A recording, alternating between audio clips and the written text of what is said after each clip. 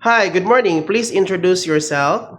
Good morning, ma'am, sir. My name is Risa Jane Tagat. I'm 30 years old. I'm single with no kids. What is your education? My education is high school graduate. How many brothers and sisters do you I have? have three brothers and one sister. I'm the third. Okay, please tell me about your working experience as a housemaid. My working experience in the Philippines for housemaid is taking care of babies. And I'll do also cleaning, cooking, ironing, marketing. Okay. So in Hong Kong, if there's a newborn baby, are you willing to take care? Yes, sir. Okay, if the baby is crying, what will you do? If the baby is crying, I will check the baby if the diaper is wet and I will change it. If the baby is still crying, I will feed with milk and check the temperature. Okay, do you know how to shower the baby? I know how to shower the baby. What do you need to prepare? I will prepare a lukewarm water, towel, and soap, and I will always take care of the eyes, nose, and mouth to spill the water.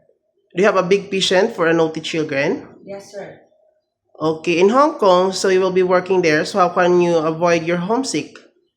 I will treat my employer as a family, and I will focus on my work, and I will treat my family. I will treat my employer as a family. Okay, if the baby or children in Hong Kong is sick, what will you do? I will check the temperature, and if the baby, I will put a cold fever in the head, and if the temperature is still high, I will tell the parents Bring the baby to the bring, hospital, right? to bring the baby to the hospital. Okay, are you scared dogs and cats? And no, Can you sing a song? yes, sir. Wheel on the bus go round and round, round and round, round and round.